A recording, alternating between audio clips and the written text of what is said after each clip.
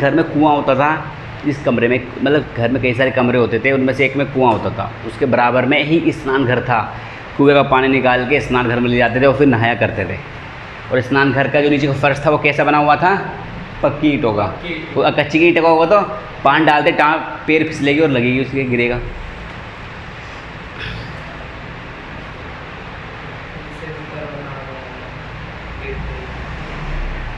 अच्छा ठीक है, तो ध्यान दो, बाद में लिख लेना करण, भरत, बाद में लिख लेना, यहाँ पे ध्यान दो।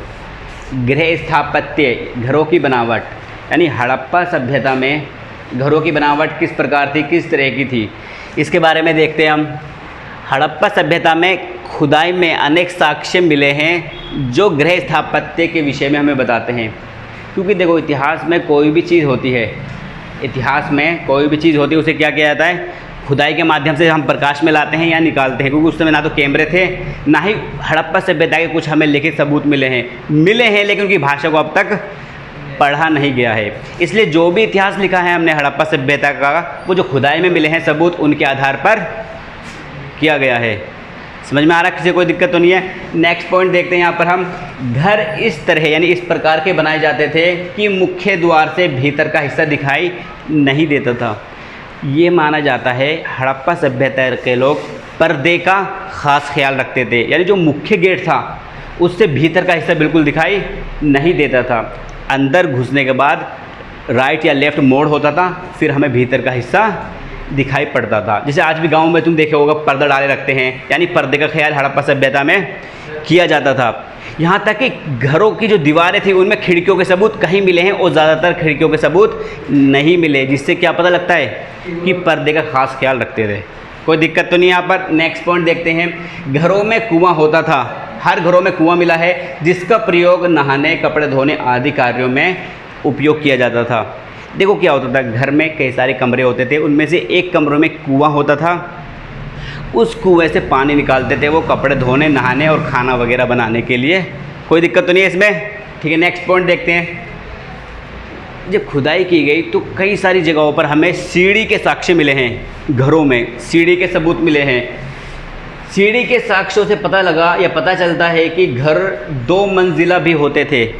जो घर थे 2 मंजिला भी होते थे, क्योंकि हमें जो सीढ़ी के सबूत मिले हैं, इतिहासकार यानी पुरातात्विद कौन होते हैं? जो पुरानी जगह या पुराने स्थलों पर जाते हैं और वहाँ की खुदाई करके अवशेषों को निकालते हैं। वो खुद नहीं करते, उनके अंडर में एक पूरी लेबर की टीम होती है, उनसे काम करवाते हैं। लेकिन याद रखना, जेसीबी वगैरह से खुदाई नहीं होती, नहीं तो पूरे के पूरे जो सबूत हैं वो टूट ही जाएंगे। पूरा का पूरा जो हम पूरे के पूरे शहर को प्रकाश में ले आते हैं कभी कई बार तो पूरी संरचना टूट जाएगी उससे। तो सीढ़ी के सबूत से क्या पता लगता है हमें कि हड़प्पा सभ्यता में 2 मंजिला घर भी हुआ करते थे। बिल्कुल ध्यान से समझो इसको। कहीं कहीं घर कच्ची ईंटों से बनाए जाते थे। देखो, जो ईंट थी ना, 2 तरीके से पकाई जाती थी। ईंट मिट्टी, चिकनी मिट्टी ली जाती थी, उसमें पानी मिलाकर आटे की तरह उसे गूँथा जाता था, फिर ढांचे में डालकर उसको शेप दे दी जाती थी। और 2 तरीके से सेका जाता था यार, एक तो धूप में रखकर प्राकृतिक तौर पर सेकते थे, और दूसरा जो पक्की ईंटें होती थी उसको भट्टों के अंदर सेका जाता था। और इन्हीं पक्की ईंटों का प्रयोग ज़्यादातर वो नालियों के निर्माण में करते थे। लेकिन ज़्यादातर जो घर थे वो किसके बने थे? कच्ची ईंटों के। उसके ऊपर गारे का या मिट्टी का लेप कर दिया जाता था। नेक्स्ट देखते हैं हम। घर के बीच में जो घर होता था उसके बिल्कुल बीचों बीच में आंगन होता था। इस आंगन का प्रयोग वो सर्दियों के समय में धूप सेकने के लिए करते थे, और गर्मी वगैरह में क्या करते थे? आंगन में खाना बनाने और बाकी जैसे मसाला पीसने या कपड़े सुखाने आदि कार्यों में इस आंगन का प्रयोग क्या करते थे। कोई दिक्कत तो नहीं है? देखो, यहाँ पर घरों में क्या मिला है? एक स्नान घर भी मिला है। स्नान घर का मतलब बाथरूम।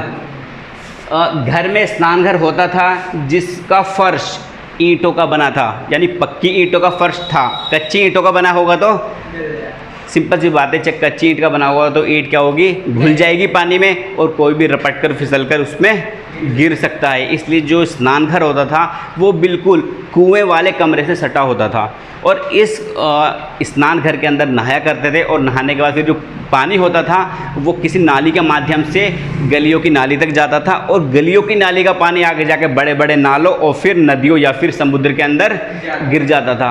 अच्छा, कौन सा समुद्र हड़प्पा सभ्यता के पास था? अरब सागर। और कौन सी नदी थी जो हड़प्पा सभ्यता के बिल्कुल केंद्र में थी? मान लो केंद्र का मतलब उसके आसपास ही सारी बस्तियाँ बसी थी। सिंधु, इसी के नाम पर इसको सिंधु घाटी सभ्यता भी कहा जाता है। यहाँ तक तो समझ में आ गया? किसी को कोई डाउट तो नहीं इसमें? ठीक है।